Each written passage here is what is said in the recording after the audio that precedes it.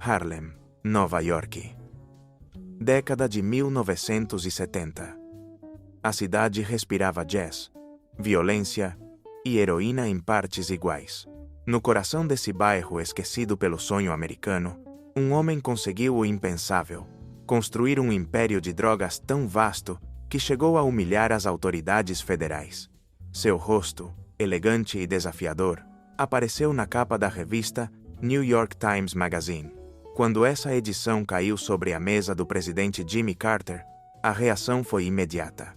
Se não conseguimos prender este homem, há algo de podre no nosso sistema de justiça. Esse homem era conhecido como Mr. Untouchable, e seu verdadeiro nome era Leroy Nicky Barnes. Leroy Barnes nasceu em 15 de outubro de 1933, no Harlem, um bairro marcado pela pobreza, discriminação e tensões raciais. Sua infância esteve longe de ser inocente. Sua mãe, uma dona de casa humilde, sofria os abusos de um pai alcoólatra e violento. Barnes lembraria mais tarde que esse homem sempre encontrava dinheiro para uísque e ternos caros, mas nunca para pagar o aluguel ou alimentar a família. As surras eram tão frequentes que o jovem Leroy começou a buscar refúgio nas ruas. Aos 9 anos, seu destino já estava comprometido. Junto a um amigo, trabalhava como engraxate quando um cliente bêbado lhe pediu um serviço. Ao terminar, o homem abriu a carteira cheia de notas. O brilho do dinheiro cegou a moral de Leroy. Sem pensar, arrancou o dinheiro das mãos do cliente e correu. Mas sua liberdade durou pouco. A polícia o prendeu a poucos quarteirões dali. Essa detenção seria a primeira de muitas, marcando o início de uma carreira criminosa que anos depois o tornaria um dos traficantes mais poderosos dos Estados Unidos. A prisão daquele menino de 9 anos foi apenas um prelúdio. A rua, com seus códigos e brutalidade, tornou-se o verdadeiro lar de Leroy Barnes. Um dia, enquanto ajudava a limpar a casa, fez uma descoberta que mudaria seu destino para sempre. Um saco cheio de pó branco. Intrigado, supôs que o pai o escondia para ganhar algum dinheiro. Sem hesitar, Leroy pegou uma pequena quantidade e vendeu-a na rua naquela mesma tarde. O dinheiro fácil era tentador. E, curiosamente, seu pai nem sequer percebeu a perda. Pouco depois, Barnes teve seu primeiro contato com uma arma de fogo. Harlem, em sua memória, podia parecer um paraíso, mas a realidade era outra. As gangues juvenis controlavam as ruas, disputavam esquinas e a violência era parte da rotina. Leroy juntou-se a uma delas. Certa tarde, ao voltar para casa, a violência doméstica voltou a bater à sua porta. Seu pai, furioso, ameaçava sua mãe. Leroy, com apenas 12 anos, gritou exigindo que a deixasse em paz. A resposta foi um punho erguido em sua direção. Em um ato de desespero, o garoto levantou a pistola artesanal que havia conseguido na rua e atirou. O disparo foi fraco, mais barulho que dano. A bala mal roçou o casaco de seu pai, mas aquele momento selou uma decisão. Barnes jurou vingança. Com a ajuda de seus companheiros de gangue, localizou o trabalho noturno do pai. Numa noite, eles o surpreenderam sozinho. Embora no início planejassem matá-lo, acabaram limitando-se a ameaçá-lo. Pouco depois, Barnes Sr. desapareceu para sempre da vida familiar. Mas a partida do pai não mudou o rumo de Leroy. Pelo contrário, consolidou-o. Agora, estava decidido a abraçar por completo o caminho criminoso. Junto a um amigo, e após experimentar cocaína pela primeira vez, conceberam um plano arriscado: roubar um pequeno traficante do bairro.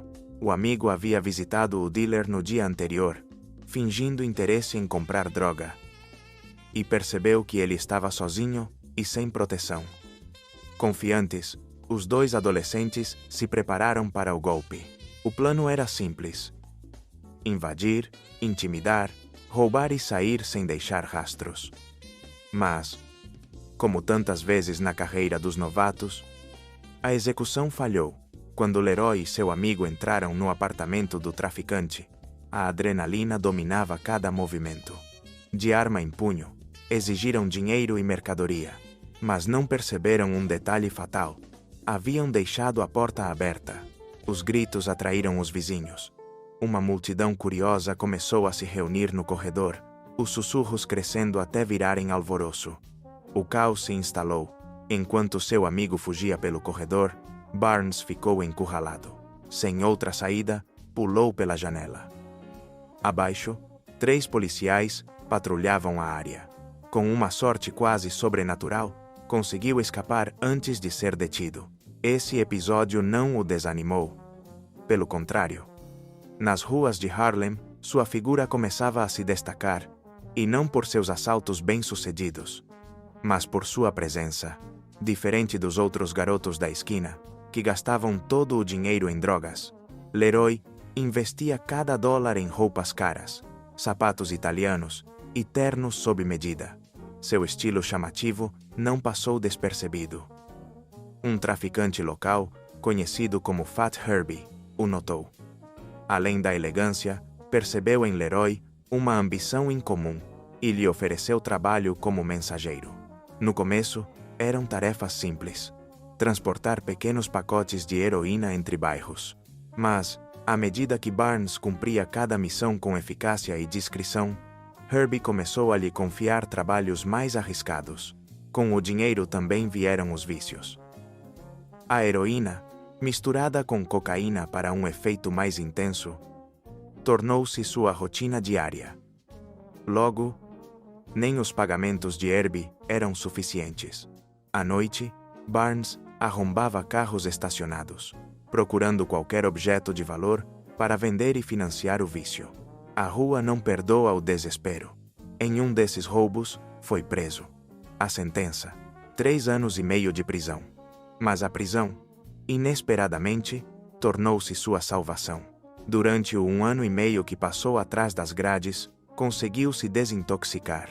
E ali, entre paredes de concreto, tomou uma decisão que mudaria seu destino. Nunca mais usaria drogas. Agora, se dedicaria exclusivamente ao negócio. Ao recuperar a liberdade, recusou voltar a trabalhar para Fat Herbie. Em vez disso, formou seu próprio grupo com amigos de confiança. Para financiar a primeira grande compra de heroína, não hesitaram em invadir casas, ameaçando os moradores para obter dinheiro e objetos de valor. Era o início de algo muito maior. O grupo de Barnes não tinha limites. Em cada assalto, levavam tudo de valor, de joias a eletrodomésticos. Durante um roubo, chegaram até a obrigar uma idosa a tirar o casaco de Vison. Não era crueldade, justificou Barnes mais tarde. Era negócio. Aquela peça podia financiar nossa primeira grande compra.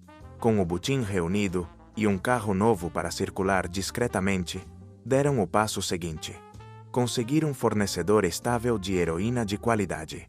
O objetivo era claro: construir um negócio sólido, não apenas um ponto de venda de esquina. Barnes operava com disciplina quase militar. Nunca guardava drogas em casa mais tempo do que o necessário. Todas as manhãs, dividia a heroína em doses individuais, selava em pequenos sacos marcados com fita adesiva preta, uma marca registrada que logo se tornaria sinônimo de qualidade no Harlem, e escondia em locais estratégicos para que os distribuidores pudessem recolhê-las. Como ex-viciado, entendia melhor do que ninguém o que os clientes queriam: pureza, potência e confiança no produto. Sua heroína era menos adulterada que a da concorrência, e isso a tornou rapidamente famosa. Dependentes de toda a cidade passaram a procurar a fita preta. Barnes já não vendia pessoalmente. Delegara as vendas a uma rede de dealers, e agora andava acompanhado de um guarda-costas. Mais símbolo de status do que proteção real. O jovem de Harlem estava se tornando uma figura de respeito e de inveja. Mas, enquanto o negócio florescia, a ameaça não veio de rivais nem da polícia. Veio de dentro da própria casa. Sua esposa, Nita, conversava de forma trivial com uma amiga de infância, sem imaginar que aquele momento inocente desencadearia uma cadeia de eventos fatais. Entre risos e recordações, a amiga perguntou com curiosidade: É verdade que seu marido é aquele Nick Barnes? Você acha que ele poderia me conseguir um pouco de pó? Nita, que conhecia bem a origem da fortuna familiar, respondeu sem pensar muito. A lealdade é um luxo raro no mundo do crime. E Nick Barnes estava prestes a descobri-lo da forma mais dolorosa. Dias depois daquela conversa, uma equipe de agentes invadiu seu apartamento. Vasculharam cada canto, na esperança de encontrar drogas suficientes para condená-lo à prisão perpétua. Mas Barnes, sempre cauteloso, nunca guardava heroína em casa. Ainda assim, o dinheiro em espécie, as balanças e o material de embalagem não deixaram dúvidas para a promotoria. Barnes estava envolvido até o pescoço. O veredicto chegou rápido. 5 anos de prisão na Green Haven Correctional Facility, não muito longe do Harlem. O que parecia uma desgraça tornou-se uma oportunidade. Entre as paredes de Green Haven, Barnes conheceu Matthew Madonna, um membro da família mafiosa Lucchese. Condenado a 20 anos por assassinato, Madonna não era um traficante qualquer. Ele fazia parte da engrenagem da French Connection, a rede internacional que, desde Marselha, abastecia os Estados Unidos com heroína. A ligação entre eles foi quase imediata. 2 homens de mundos distintos, mas com um idioma em comum: o negócio das drogas. Barnes desabafava sobre os riscos de vender nas ruas, enquanto Madonna lhe revelava os segredos da forma como a máfia italiana geria o tráfico em escala industrial. A French Connection tinha raízes na França, do pós-guerra. Na cidade portuária de Marselha, os irmãos Guerini, chefes locais, chegaram a um acordo impensável com a CIA, em troca de ajuda para sufocar as greves comunistas que ameaçavam as exportações para a Europa. Os mafiosos receberam dinheiro e armas. Uma vez consolidado o poder no porto, começaram a importar ópio da Indochina, processá-lo em heroína e exportá-lo para os Estados Unidos. Esse pacto entre gangsters e agências de inteligência não apenas reescreveu as regras do crime organizado, também ofereceu a Barnes uma visão de como levar seu império a outro nível. Em Green Haven, enquanto a maioria dos presos apenas contava os dias, Nick Barnes gestava um plano. Quando recuperasse a liberdade, não seria mais um simples dealer do Harlem. Aspirava a se tornar o arquiteto de uma organização criminosa tão eficiente quanto a Cosa Nostra. Em Green Haven, Barnes não aprendeu apenas sobre a French Connection, aprendeu sobre a família. Observava com certa inveja como amigos e parentes de Matthew Madonna o visitavam em grupo, levando crianças e comida caseira, como se o mafioso estivesse em uma reunião familiar e não em uma prisão de segurança máxima. Leroy, por sua vez, não recebeu visitas. Esse contraste o marcou profundamente. Compreendeu que a verdadeira força dos italianos não residia apenas no dinheiro ou na violência, mas em sua lealdade inquebrantável e na capacidade de atuar como uma unidade. Antes de sua libertação, Madonna lhe fez uma proposta: tornar-se o sócio que distribuiria sua heroína no Harlem. Barnes aceitou sem hesitar. Ao sair, Frank Madonna, irmão de Matthew, entregou-lhe meio quilo de heroína e $2.000 em dinheiro. Com esse capital, Barnes comprou um carro e alugou um apartamento discreto, transformando-o em sua primeira stash house. Frank não apenas fornecia a mercadoria, também dava conselhos estratégicos. Quando um dealer rival, Steve Austin, tentou vender nas mesmas ruas que Barnes, este estava pronto para resolver o conflito a tiros. Frank o deteve. Seus clientes não se preocupam com quem é o mais durão. Só importa a qualidade do produto. E nisso, você já venceu. Foi uma lição de pragmatismo. Barnes cedeu o território e mudou-se para outro bairro. Pouco tempo depois, os viciados seguiram a trilha de sua heroína superior, obrigando Austin a se retirar. Frank também insistiu em uma regra essencial para a sobrevivência. Barnes deveria manter-se afastado da droga, não tocá-la, não embalá-la. Tudo deveria ser delegado. Da distribuição à segurança, cada tarefa ficava nas mãos de empregados de confiança. Impus até mesmo um código interno: jamais falar de negócios ao telefone. Barnes estava convencido de que a polícia escutava cada chamada e não se enganava. Era o nascimento de um novo tipo de organização criminosa no Harlem. Meticulosa, eficiente, implacável, a paranoia de Barnes quanto às escutas telefônicas não era infundada. Em janeiro de 1965, a polícia interceptou uma conversa entre Reggie, um de seus homens de confiança, e um contato. O telefone de Reggie estava grampeado e a batida não demorou a acontecer. Barnes foi preso no apartamento de Reggie, onde os agentes encontraram heroína pronta para ser embalada. A apreensão chegou a $500 mil em mercadoria. Era o golpe que a promotoria do Bronx e o Escritório Federal de Entorpecentes aguardavam há anos. Apesar dos esforços de seus advogados para anular a prisão alegando escutas ilegais, o júri não se comoveu. O veredicto: culpado por posse de drogas. A sentença: 15 anos de prisão em Green Haven, a mesma cadeia que havia deixado apenas 3 anos antes. Desta vez, Barnes encontrou a prisão diferente. Afastou-se de seus antigos contatos italianos, incluindo os Madonna, e buscou novas influências. Aproximou-se de outros presos afro-americanos e passou a se interessar pela história da África e pelos movimentos de resistência. Naqueles anos, a nação do Islã ganhava força nas prisões americanas. Para muitos homens negros, representava uma forma de reivindicar dignidade e propósito em um sistema que os havia marginalizado desde o nascimento. Leroy adotou seus preceitos. Abandonou as drogas, o álcool e até a carne de porco. Jurou nunca mais consumir. Sua transformação foi tão profunda que até seus antigos aliados italianos a encararam com ironia. Mas em Green Haven, havia um italiano que não seguia as mesmas regras de distanciamento racial. Joe Gallo, conhecido por desafiar a própria Cosa Nostra, tornou-se um aliado inesperado para Barnes. Gallo, marginalizado por outros mafiosos, aproximou-se dos presos afro-americanos e os defendia das hostilidades. Entre conversas sobre literatura e filosofia, nasceu uma amizade improvável. Gallo falava de Sartre e Maquiavel, autores que Barnes começaria a citar nos anos seguintes, enquanto construía seu próprio legado criminoso. Entre os muros de Green Haven, as conversas entre Leroy Barnes e Joe Gallo tornaram-se um ritual.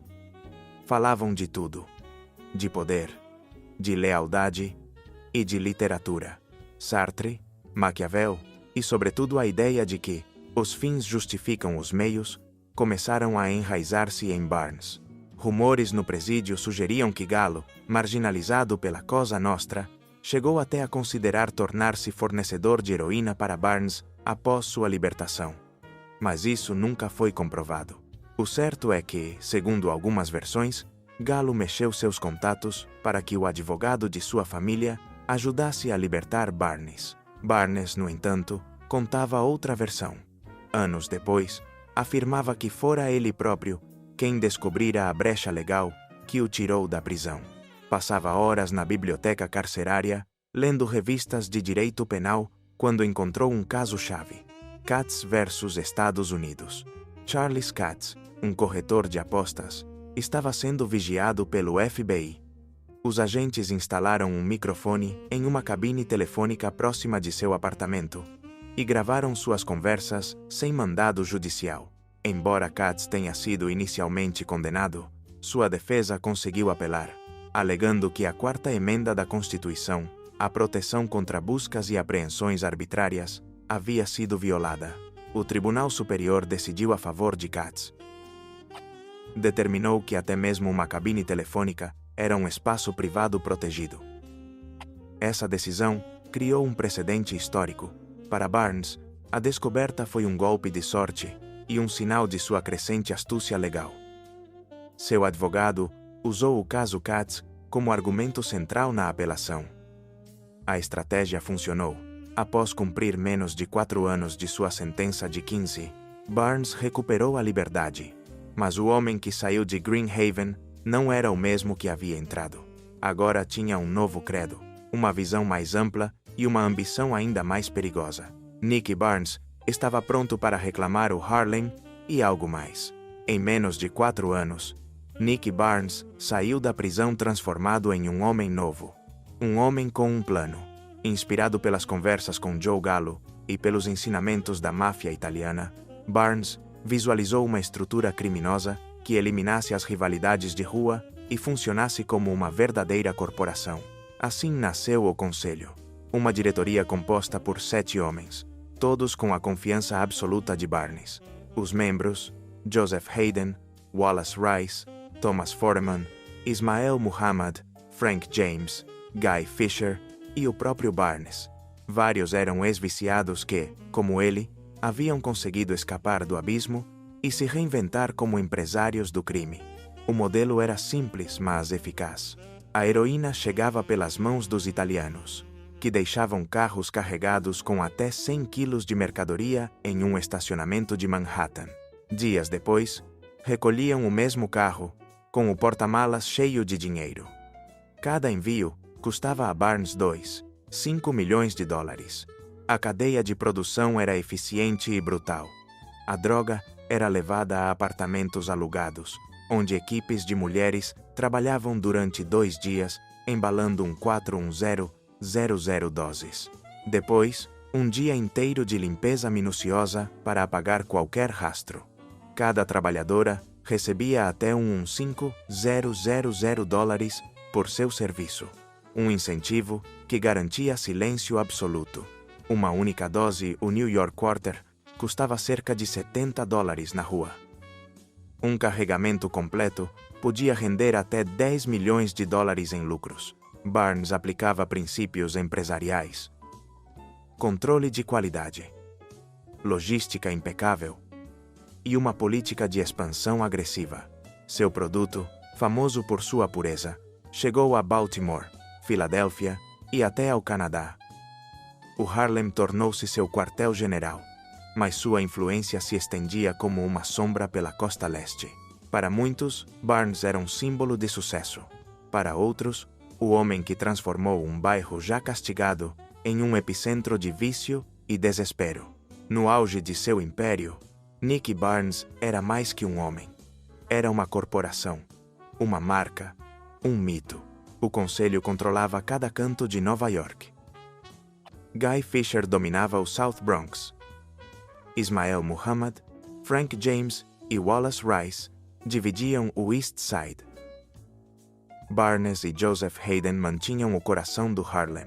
Cada líder tinha um suplente, e cada suplente supervisionava dezenas de distribuidores intermediários. Cada um desses, por sua vez, controlava pelo menos 40 vendedores de rua. O número total de envolvidos na rede ultrapassava vários milhares. Verão de 1973. Após vender 200 quilos de heroína, o Conselho obteve um lucro recorde: $20 milhões. Logo, o negócio ultrapassou as fronteiras de Nova York. Traficantes de Baltimore, Filadélfia e Oakland viajavam ao Harlem para se abastecer. Em 1976, a organização já podia ser chamada de internacional. Sua heroína chegava até o Canadá. Barnes vivia como um rei sem coroa. Ternos sob medida, 300 no total, 50 casacos de couro, 100 pares de sapatos. Em sua garagem, um Bentley, um Citroën SM, um Maserati, um Mercedes-Benz 300 vários Cadillacs e um Volvo amarelo que usava para passar despercebido. Mas o luxo tinha um preço.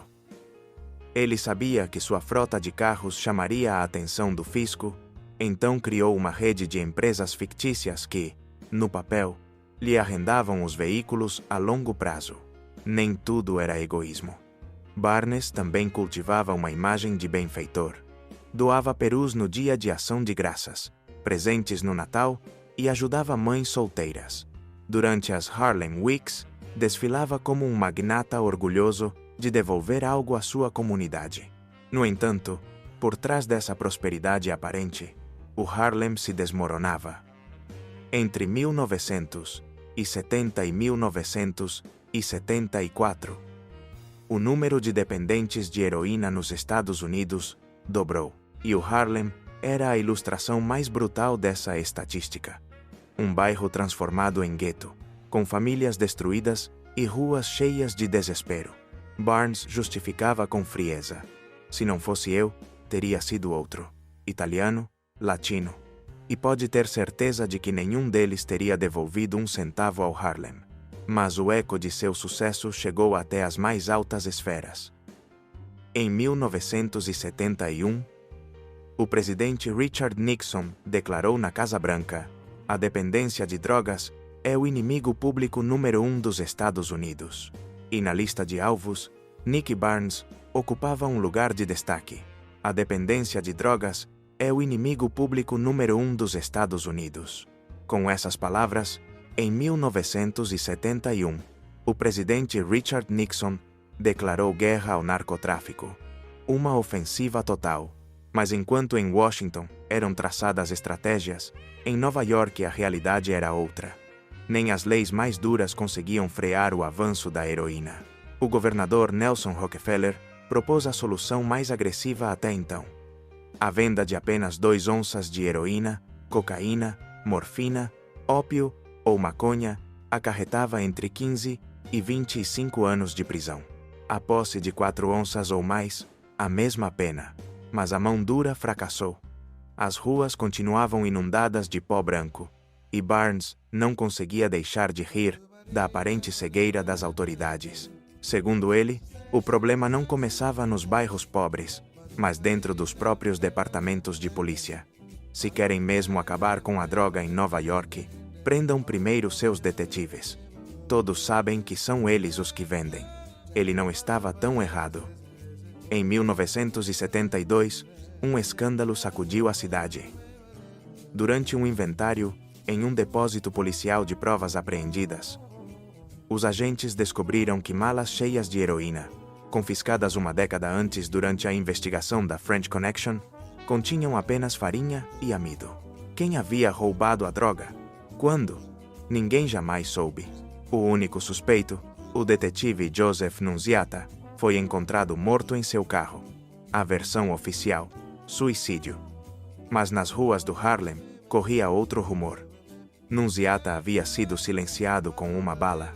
Enquanto a polícia tentava limpar a própria casa, Nicky Barnes continuava expandindo seu império, convencido de que era intocável. Mas seu nome começava a ressoar além do Harlem, chamando a atenção da imprensa e do presidente Jimmy Carter. A mão dura de Nelson Rockefeller foi ainda mais longe. Desde setembro de 1973, qualquer traficante pego em flagrante enfrentava prisão perpétua sem direito à liberdade condicional. Para muitos, inclusive para o prefeito de Nova York, John Lindsay, aquilo era excessivo. No Harlem, murmurava-se que era uma conspiração contra os pequenos, os vendedores de esquina sem condições de se defender. A única forma de acalmar as críticas era capturar um peixe grande, alguém que simbolizasse os verdadeiros tubarões do negócio. E a imprensa foi a arma escolhida. Dias depois da entrada em vigor da lei, a The New Yorker publicou um artigo intitulado Os Intocáveis. 11 nomes-chave no narcotráfico da cidade. Entre eles, um se destacou acima dos demais: Nicky Barnes. Em Nova York, há quem pague para sair na capa de um jornal. Nós fomos publicados de graça. Outros meios seguiram a onda. As manchetes eram sensacionalistas. Nicky Barnes e a máfia negra. Alguns jornalistas chegaram a inventar que Barnes estava ligado a organizações terroristas como o Exército Simbionês de Libertação. Barnes não parecia afetado. Na verdade, gostava da atenção. Os jornais querem vender. Qual capa vende mais? Um sujeito elegante em um terno de grife ou um dealer com uma cara que nem a mãe suporta? E assim, a cada artigo, a cada foto roubada, nascia o mito. Nicky Barnes já não era apenas um capo. Era Mr. Untouchable. Agosto de 1973. Nicky Barnes voltava de Detroit, onde se reunira com seu advogado. Ao aterrissar em Nova York, esperava encontrar sua esposa no aeroporto, mas ela não estava lá. Preocupado, ligou para ela. Não há eletricidade no prédio, Nicky. O elevador não funciona. Não vou descer 13 andares no escuro com um bebê no colo. Com calma calculada, Barnes a tranquilizou. Fique onde está, querida. Vou pegar um táxi e logo estarei em casa. Naquela noite, depois de confortar sua família, saiu novamente para negócios. Mas ao voltar no dia seguinte, o inferno o aguardava. 15 policiais estavam no saguão de seu prédio.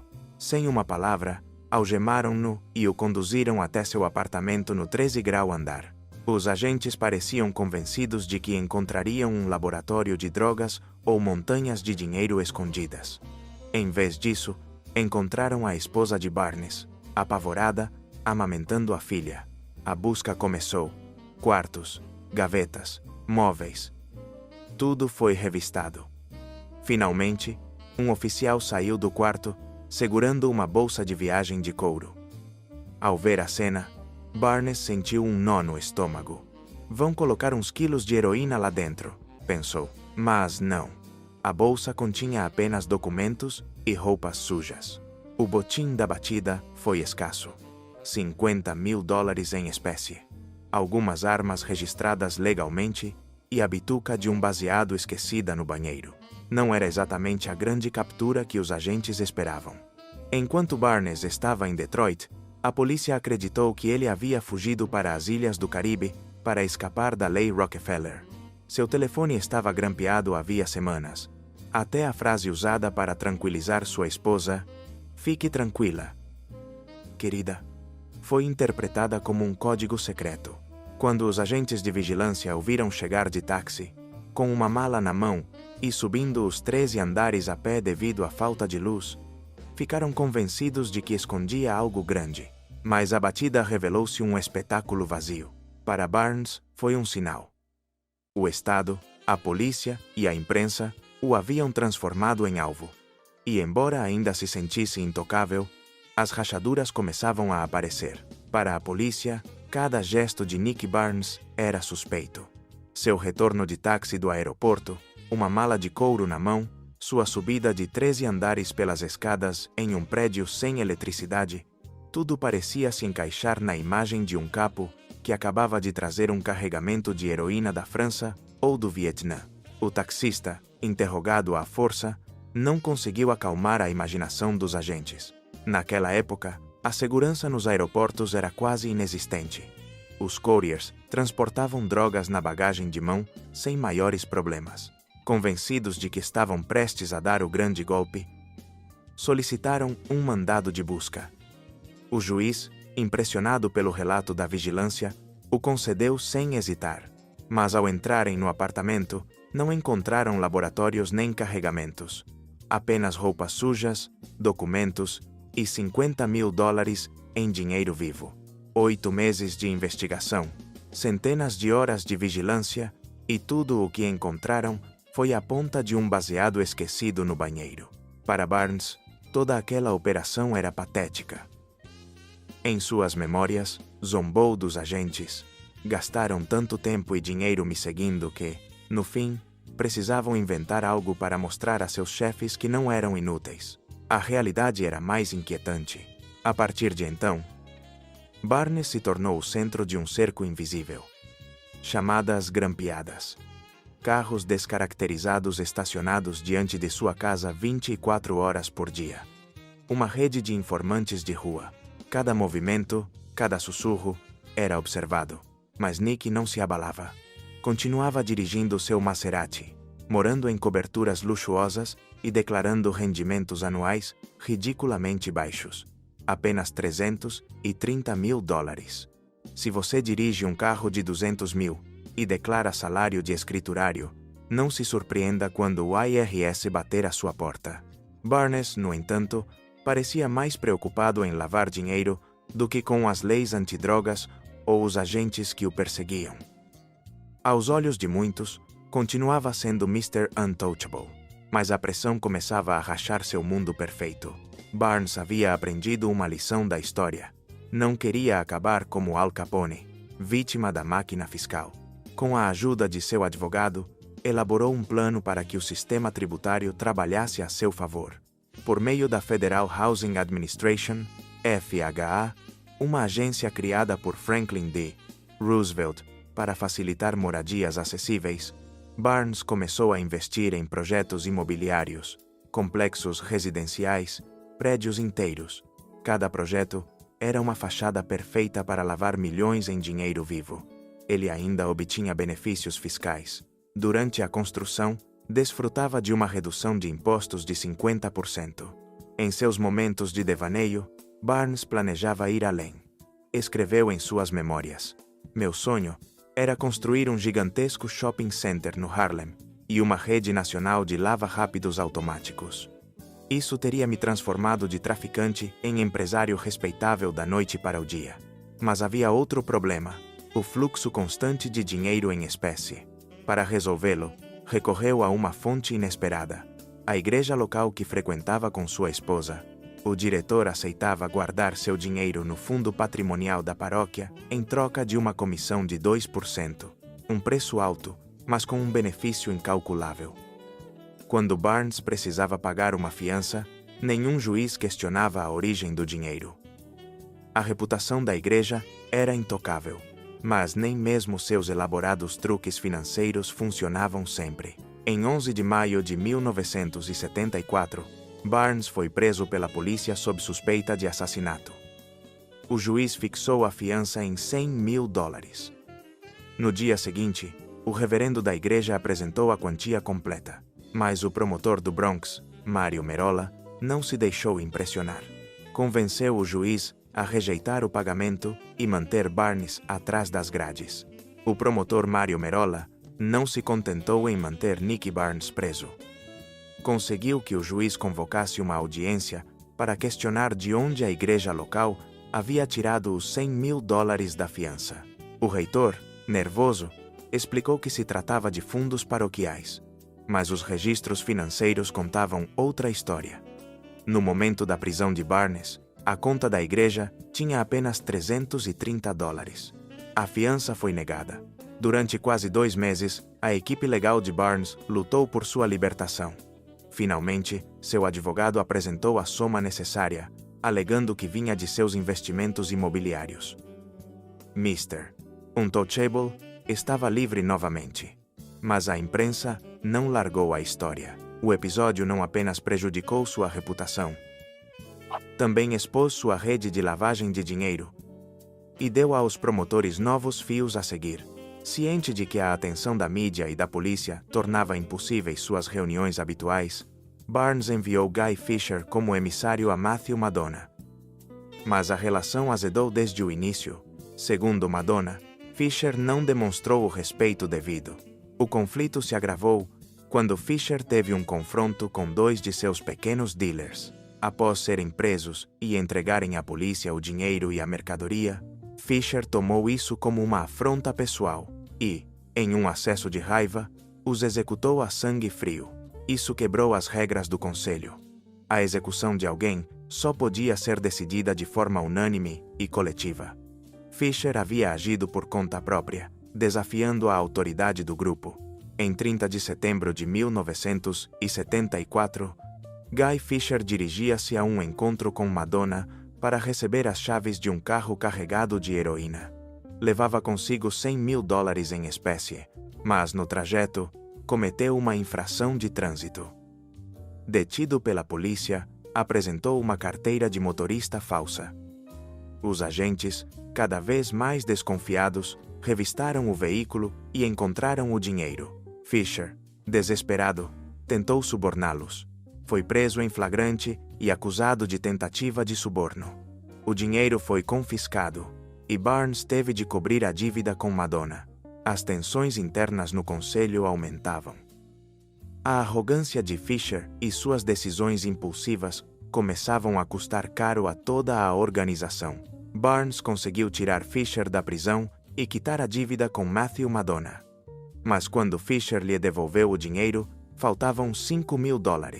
Um valor pequeno para um império que gerava milhões, mas suficiente para que Nick começasse a desconfiar. Ainda assim, naquele momento, ele descartou suas suspeitas. Havia problemas mais urgentes.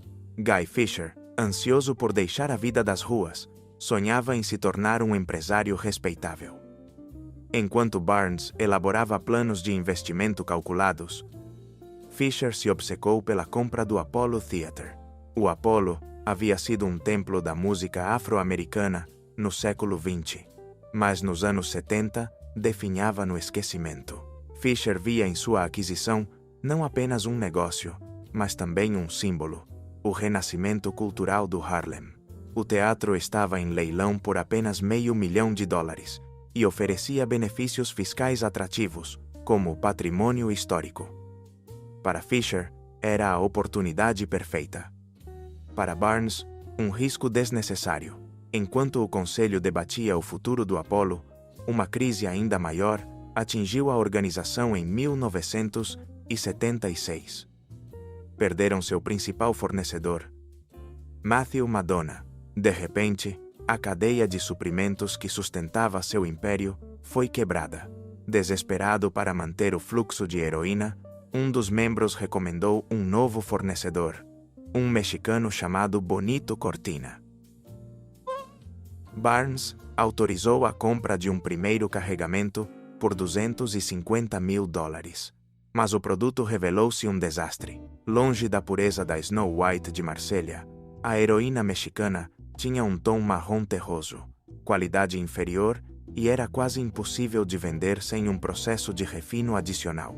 O lendário padrão de qualidade que distinguia Barnes começava a ruir, e com ele, a lealdade dos pequenos vendedores e clientes do Harlem. O conselho, desesperado para manter seu império de pé, não teve outra escolha senão comprar a heroína mexicana. Os subordinados de Barnes passaram semanas processando o produto, tentando transformar aqueles grumos escuros em pó branco. Mas nas ruas, a reputação do selo de qualidade de Barnes começava a desmoronar.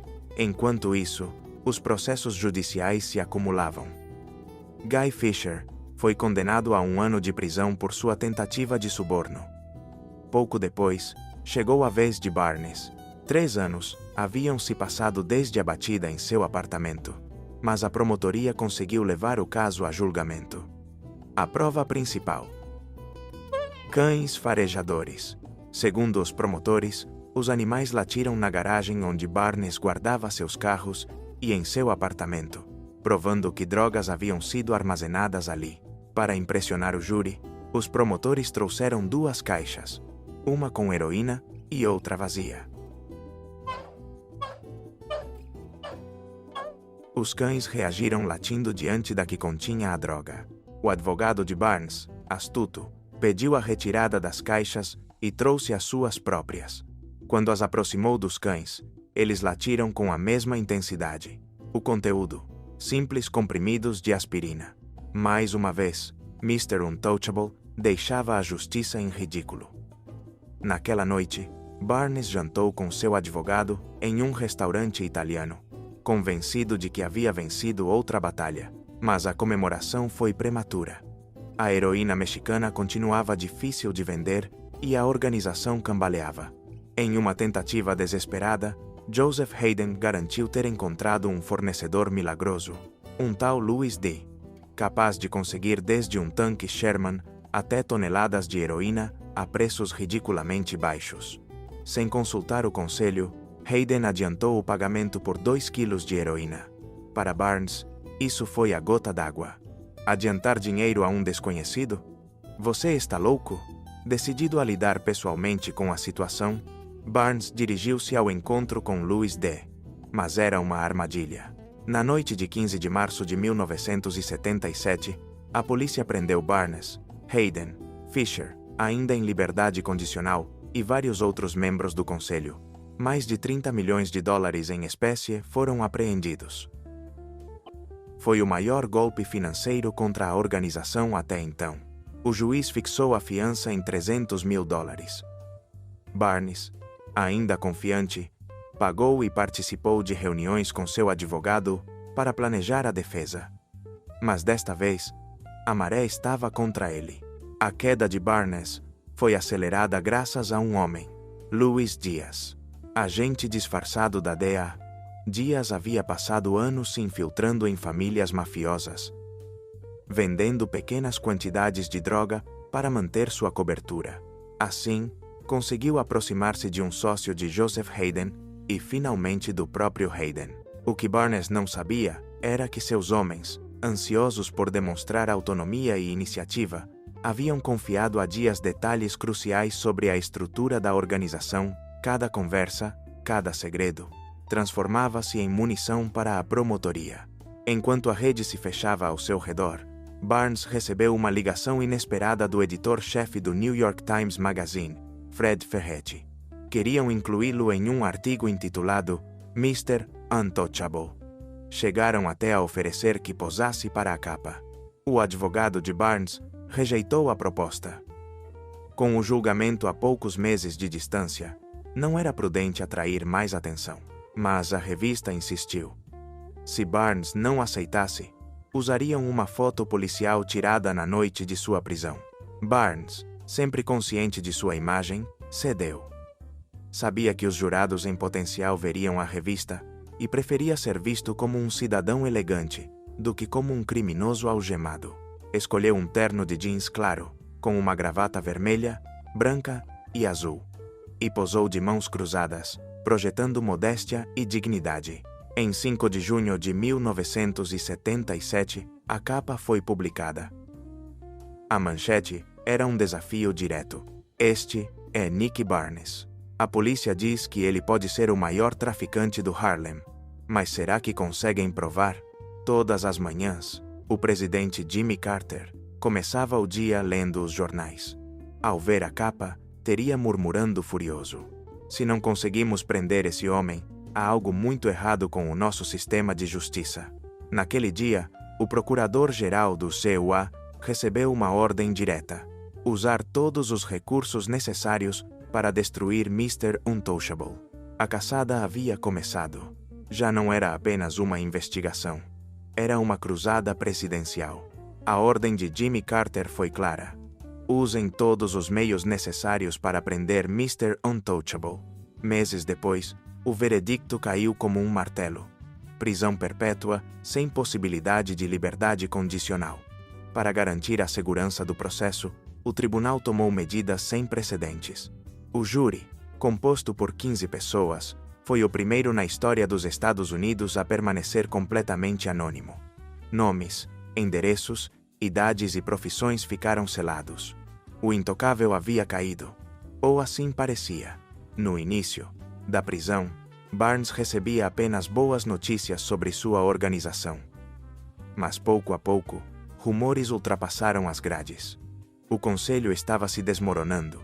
Guy Fisher havia abandonado a compra do Apollo Theater, símbolo de seus sonhos de respeitabilidade. E então, as más notícias tornaram-se pessoais. Durante uma visita conjugal, sua esposa Anita confessou ter visto Fisher em um jogo de basquete, acompanhado de Shemika, a amante de Barnes. A traição era impensável. As regras do conselho eram claras: nenhum relacionamento com esposas ou amantes de outros membros. A sanção: morte. Barnes, ainda sem provas, confrontou Shemika na sala de visitas da prisão. Ela negou tudo. Nada aconteceu entre Guy e eu, Nick. Acalmado por enquanto, Barnes deixou o assunto de lado. Mas 6 meses depois, na prisão, conheceu JJ, um membro da gangue de Fisher.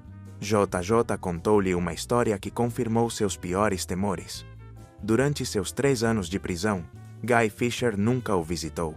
Outro membro, Bob, havia sido libertado em liberdade condicional e exigiu o dinheiro que o conselho deveria pagar-lhe por cada semana na prisão. Fisher recusou. Pior ainda, a namorada de Bob havia se tornado a nova amante de Guy.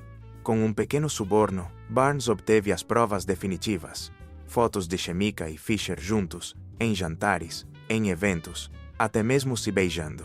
Para Nick Barnes, a traição não foi apenas pessoal. Foi o sinal de que o código que ele havia imposto estava morto. O conselho que ele havia construído tornara-se um ninho de cobras. Nesse momento, Mr. Untouchable tomou uma decisão radical. Se eles lhe viravam as costas, ele faria o mesmo. Barnes estava pronto para se tornar a testemunha principal do governo contra seus antigos irmãos de armas. Da sala de descanso da prisão, Barnes fez várias ligações a antigos subordinados. A realidade que descobriu era devastadora. Os fornecedores de heroína se recusavam a trabalhar com o conselho porque Guy Fisher não pagava em dia. A qualidade da mercadoria havia despencado e os pequenos traficantes não conseguiam vendê-la. Até mesmo seus advogados haviam deixado de receber pagamentos. Mas a confirmação definitiva chegou em um envelope. Dentro dele, fotos de Chemica e Fisher, em jantares, em um jogo de basquete e em uma delas, se beijando. Junto às imagens, uma nota anônima com 5 palavras que mudariam tudo. Da agência antidrogas do ZEUA. Durante anos, Barnes havia rejeitado as ofertas de colaboração com as autoridades. Sempre respondia com um não firme e orgulhoso. Mas desta vez, tudo era diferente. Sentiu-se traído, abandonado, humilhado. Como disse um jornalista, Mr. Untouchable havia se tornado Mr. Tell-All. Em 4 de janeiro de 1983, Barnes compareceu diante de um grande júri e revelou cada crime cometido pelo Conselho desde 1973. Admitiu acusações de narcotráfico e sua participação em 4 assassinatos. Seu testemunho desencadeou uma série de prisões, incluindo a de Guy Fisher, em 10 de março daquele ano. Em agosto de 1998, Nick Barnes foi libertado da prisão aos 64 anos, graças à intervenção do procurador-geral Rudolph Giuliani, que conseguiu anular sua sentença de prisão perpétua. Desde então, Barnes viveu sob o programa de proteção a testemunhas, escondido em algum lugar do meio-oeste. Em 18 de junho de 2012, Leroy Nick Barnes morreu de câncer. Sua morte permaneceu em segredo até o verão de 2019. A história de Mr. Untouchable não é uma fábula com lição de moral. Nascido em um Harlem sem oportunidades, forjado na violência e no vício, Barnes nunca teve realmente outra vida a qual pudesse aspirar. Não inspira nem horror nem pena. Foi tão único quanto o Harlem dos anos 70, um mundo que já não existe. Obrigado por nos acompanhar nesta viagem ao coração da ambição, da traição e do poder. Se esta história o impactou, não se esqueça de se inscrever no canal, deixar um like e ativar o sino de notificações para não perder os próximos relatos de crimes reais que marcaram a história. Texto na tela. Mr. Untouchable. Um homem. Um mito. Um final inevitável.